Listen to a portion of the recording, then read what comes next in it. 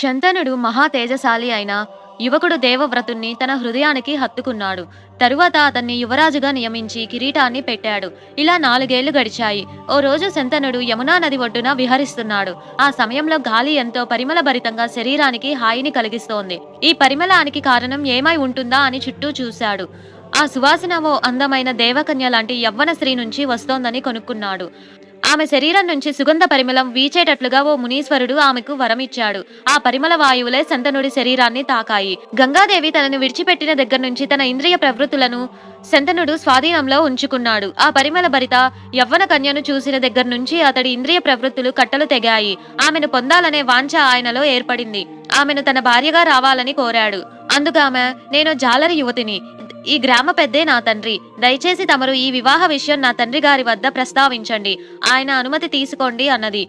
ఆ మాటలు శంతనుడికి ఎంతో మాధుర్యంగా అనిపించాయి. ఆమె తండ్రి దాసరాజు మంచి బుద్ధి కలవాడు.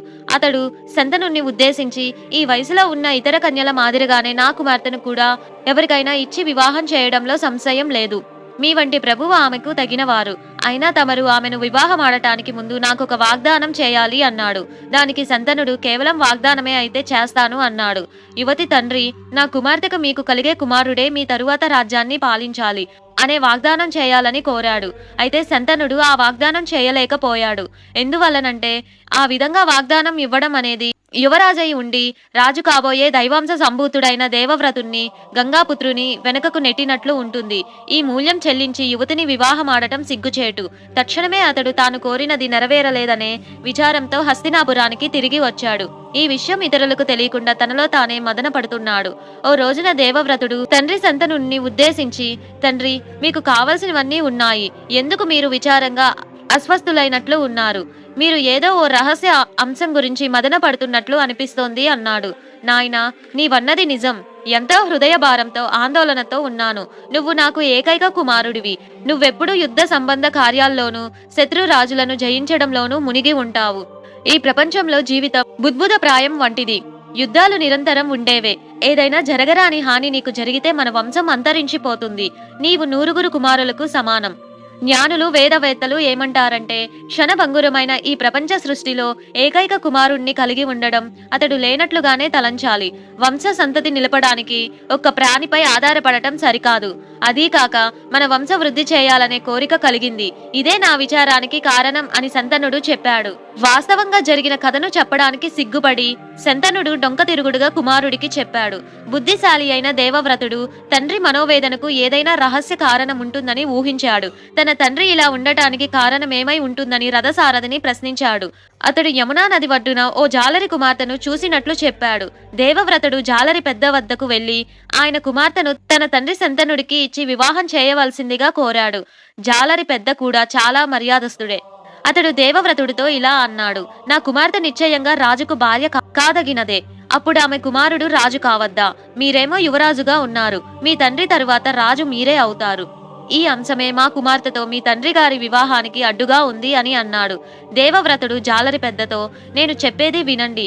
ఇదే నా వాగ్దానం. నీ కుమార్తెకు జన్మించిన కుమారుడే రాజవుతాడు. ఇది నిశ్చయం. అలాంటి కుమారుడి కోసం నాకున్న యువరాజ్యాధికారము తరువాత లభించే రాజధికారము వదిలేస్తున్నాను అని దేవుని సాక్షిగా ప్రమాణం చేశాడు. జాలరి పెద్ద దేవవ్రతుణ్ణి ఉద్దేశించి, ఓ భారత వీరశ్రేష్ఠుడా, ఇప్పటి వరకు ఏ క్షత్రియ వంశస్థుడు చేయని కార్యం నీవు చేశావు. నిశ్చయంగా మీరు మహావీరులు. నా కుమార్తెను మీ తండ్రి గారి వద్దకు తీసుకెళ్ళండి. యువతి తండ్రిగా నేను చెప్పే ఈ మాటలను శ్రద్ధగా వినండి. మీరు సత్యవాకు కలవారు, ప్రతిజ్ఞను నిలుపుతారని నాకు తెలుసు. కానీ మీ కుమారులు న్యాయంగా వారికి చెందవలసిన రాజ్యం గురించి ఊరుకుంటారా? మీ కుమారులు కూడా మీ వలనే గొప్ప వీరులవుతారు. వారే రాజ్యం ఉంచుకునే ప్రయత్నం చేస్తే వారిని అడ్డుకునేదెవరు? ఈ అంశమే నన్ను బాధిస్తోంది అన్నాడు. జాలరి పెద్ద మాటల్లో ఇమిడి ఉన్న కఠిన సమస్యను అవగాహన చేసుకున్నాడు దేవవ్రతుడు. అయినా తండ్రి అభిమతాన్ని గౌరవించదలచి జాలరి పెద్దతో ఇలా అన్నాడు, ఇదే నా కఠిన ప్రమాణం. నేనసలు వివాహమే చేసుకోను. నిరంతర బ్రహ్మచార్యానికే నా జీవితాన్ని ధారపోస్తాను అంటూ 2 చేతులు పైకి జోడించి చెప్పాడు. వైరాగ్యపూరితమైన ప్రమాణం చేశాడు దేవవ్రతుడు. దేవతలు దేవవ్రతుడిపై పుష్పవర్షం కురిపిస్తూ భీష్మ భీష్మ అని పలికారు.